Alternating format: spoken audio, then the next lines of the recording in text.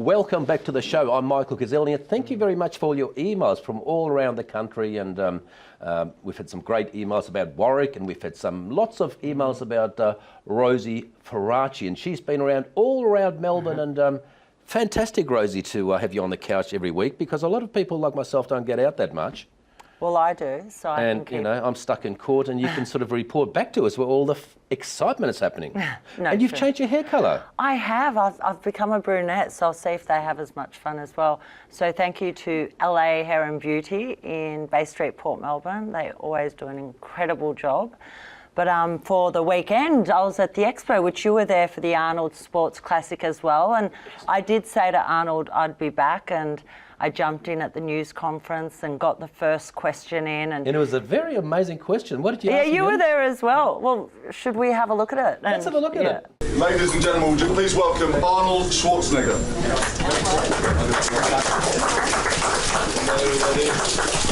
Look at this team. Everyone is pumped up here. That's fantastic. So Arnold, welcome. Hey, Tony, how are you? Good to see the middle How are you? Good to see you. Your fitness crusade has impacted so many lives so far. Have you thought about approaching the governments and implementing it into the schools? I'm not that familiar with Australia, but I mean, I'm very familiar with the United States. I was the chairman of the President's Council on Physical Fitness and Sports under the Bush administration. Herbert Bush, that was in the 90s. And I traveled through all 50 states and did exactly that. Make sure that they have more physical education classes in the schools, more sports programs, and now also I'm leading one of the main after-school program organizations in America. And through the after-school programs, we also have great sports and fitness programs. So I think it's a very important component of the overall education, academic education, and physical education. So we're giving them a platform. As explained to the media before, that every single kid's sport that we have here, we give them the space. And it costs a lot of money to rent this place. We give them the space on one condition, that they have a lane or an area called come and try. So a kid can pick up a bat or a ball for the first time and maybe find a skill they didn't have, or just fall in love with activity and exercise. And we want to change lives, and that's what Arnold's done through his whole career. And now being in each continent, we can change the world. I'm here with Michael from Queck Holdings.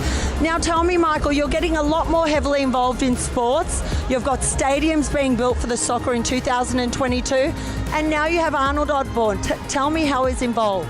Well, we brought Arnold to be part of this festival to represent the great nation of Qatar.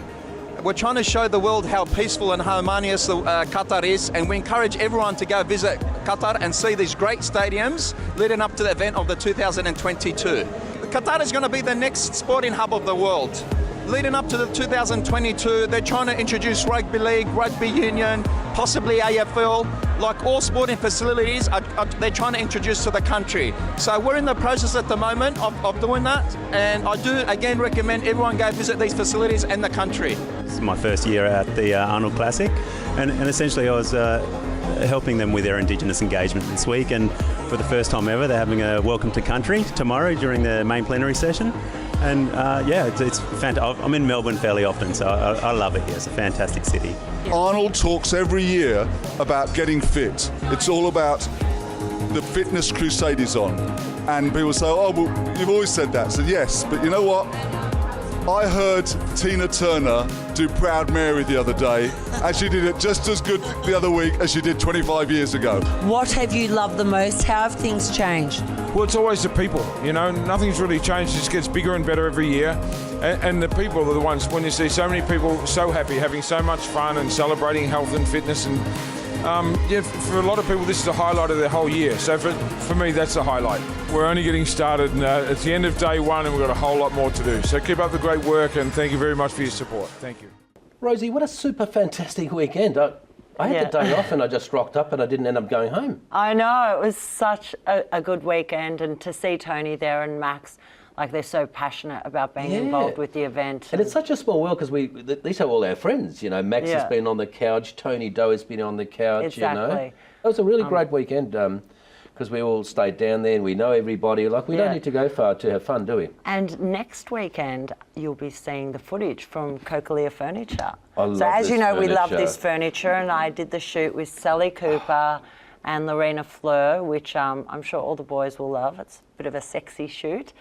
So thank you, Cochlear Furniture, for letting us use your showroom. And I mean, look at it. And you've Tony got the- Doherty has it in his office as well. Wow! So, yeah. And you've got the Grand Prix coming up. I do. This week I'm going to all the events for the Grand Prix. The Johnny Walker is probably one of the bigger ones, so I'm looking forward to that. Melbourne, definitely March is its busiest time of year. Yeah. And then I'm off to LA, April 5th. Oh, Rosie, we all want your life. Thanks for coming on. A pleasure. And thanks for watching, everybody. We've got a really amazing musical act coming up very shortly by a great young man called Nafar Jones.